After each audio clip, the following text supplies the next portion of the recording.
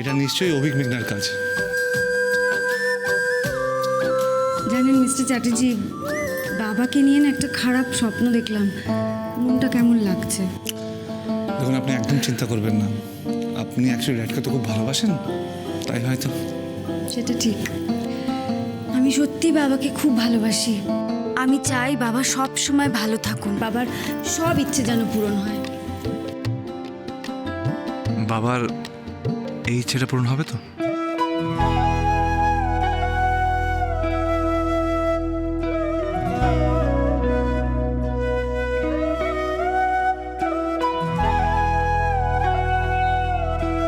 কেন যে মনটা এত অস্থির লাগছে?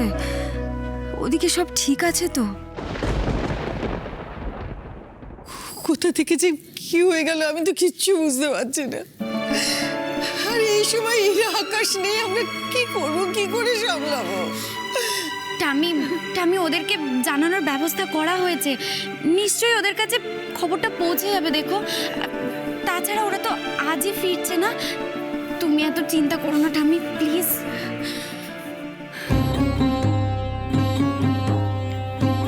কি হলো মম?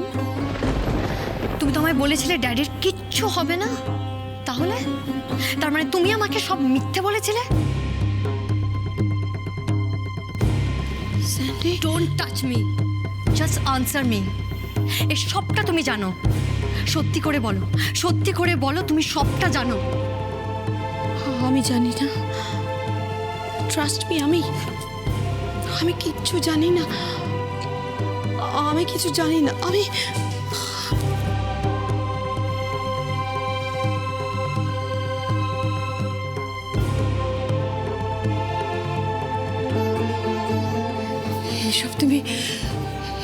এসব তুমি কি বলছো? কি বলছো স্যান্ডি? তোমার মা এসব জানতেন?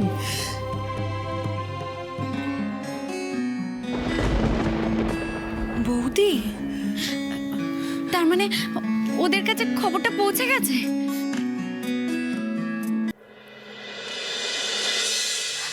হ্যালো স্যান্ডি, বাবা ঠিক আছেন তো? হ্যালো স্যান্ডি, কথা বলছো না কেন? আমার না বাবার জন্য খুব মনটা কেমন করছিল, আমি তাই ফোন করলাম তোমাকে। স্যান্ডি, কি হলো? বাবা ঠিক আছেন তো? না বৌদি। না মানে কি হয়েছে বাবার? কি বলছে ও? ড্যাড ঠিক আছে তো? এই স্যান্ডি, তুমি বলছো না কেন? কি হয়েছে বাবার? বৌদি, ড্যাড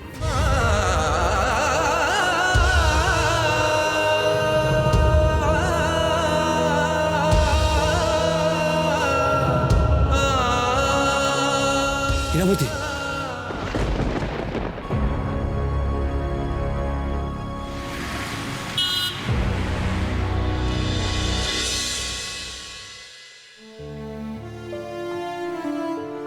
এসব কি করে হলো বলতো স্যান্ডি?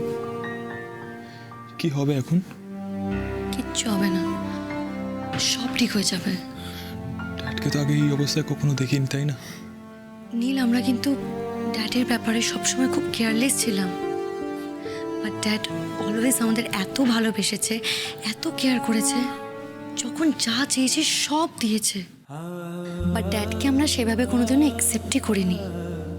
হাই হ্যালোর সম্পর্ক রেখেছি, শুধু নিজেদেরটা দিয়ে বুঝেছি। কোনোদিনও জিজ্ঞাসাও করিনি যে ড্যাড তুমি কেমন আছো,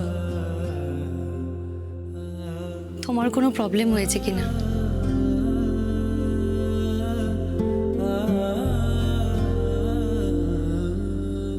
একবারও ভেবে দেখেছিস এই মানুষটা ছিল বলেই কিন্তু আমরা আজ এতটা লাক্সারি, এতটা কমফর্ট জীবন কাটাচ্ছিলাম। ঠিকই বলেছিস, বাট তুই যে কথাগুলো ভাবছিস আমার দেখে এটা খুব অবাক লাগছে, জানিস তো। আসলে তোর মুখে তো কখনো এই কথাগুলো শুনিনি, না কখনো তোকে এগুলো ভাবতে দেখেছি। সবই বৌদির জন্য হয়েছে। বৌদি আমাকে শিখিয়েছে বন্ডিং কি, রেসপেক্ট কাকে বলে। বৌদি না থাকলে ড্যাড আমাদের লাইফে কতটা ইম্পর্টেন্ট সেটা হয়তো বুঝতেই পারতাম না।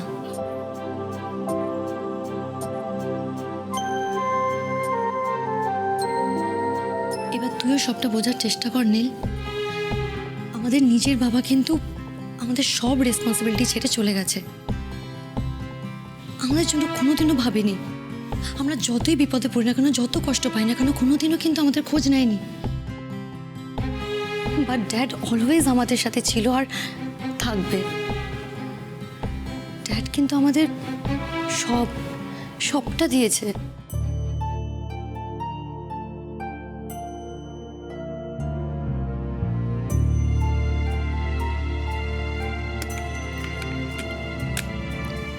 দেখুন, এই মুহূর্তে আমার আর কিছু করার নেই।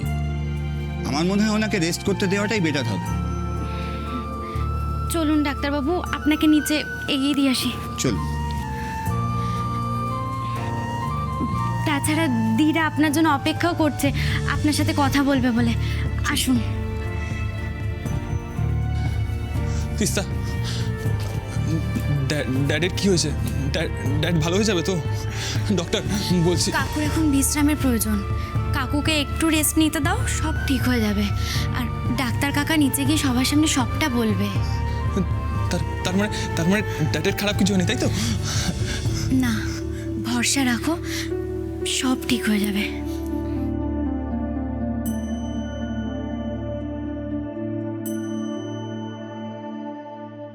ডাক্তারবাবু, আপনি চুপ করে আছেন কেন? বলুন না বাবার কি হয়েছে। হঠাৎ করে কি যে হলো কিছুই বুঝতে পারছি না। আমরা যাওয়ার আগে তো ড্যাড ঠিকই ছিল। স্যান্ডি, আমি জানি না তোমায় কি আনসার দেবো ব্রো। আনসার তো আগে আমাকে মমের কাছ থেকে পেতে হবে। ডাক্তারবাবু, উনি ঠিক হয়ে যাবেন তো? নিশ্চয়ই, আপনারা একদম টেনশন করবেন না। কিন্তু বাবার হঠাৎ এরকম বাড়াবাড়ি হবে কেন? তাহলে কি মানি কিছু করলো? আর যদি মানির জন্য বাবার কিছু হয়, তাহলে আমিও আর চুপ করে থাকবো না। রানা, আমি সত্যিটা জানতে চাইছি যে তুমি মিস্টার চ্যাটার্জিকে এক্স্যাক্টলি কী করেছো। শোনো রানা, মিস্টার চ্যাটার্জির কিছু হবে না তো? ওনার কিছু হয়ে গেলে কিন্তু তাহলে কি? তাহলে আমার নিজের সন্তান নীল স্যান্ডি আমার আগেইনস্টে চলে যাবে রানা। আর ইরাবতী কিন্তু আমাকে ছাড়বে না। সব সত্যিটা ফাঁস হয়ে যাবে, ও কিন্তু আমাকে ছাড়বে না। আচ্ছা, তোমার একবার আমার কথা মনে হলো না? বাবা মোনা, তুমি তো দেখছি সত্যি সত্যি খুব ভয় পেয়ে গেছো। না, তুমি হাসছো। তা কি করবো, আসবো না তো? আরে তোমার অবস্থা দেখে আমার হাসি পাচ্ছে, তাই হাসছি। হ্যাঁ, তা তো পাবে। শোনো রানা, মিস্টার চ্যাটার্জি তোমার নিজের দাদা। তুমি কি করে এতটা হার্টলেস হতে পারছো? হ্যাঁ, পারি, আমি সব পারি, সব কিছু করতে পারি। আর সেইটা তোমাকে বোঝানোর জন্যই আমি এই কাজটা করেছি। আন্ডারস্ট্যান্ড? মানে দেখুন, আনন্দবাবু এই মুহূর্তে একদম ঠিক আছেন, কিন্তু উনি তো একটা সেডেটিভ নিয়েছিলেন, সেই জন্য একটু ড্রাউজিনেস আছে। সেডেটিভ নিয়েছিলেন? হ্যাঁ, সেডেটিভের ডোজটা একটু বেশি হয়ে গিয়েছিল, সেই জন্যই জ্ঞান ফিরতে একটু দেরি হচ্ছে।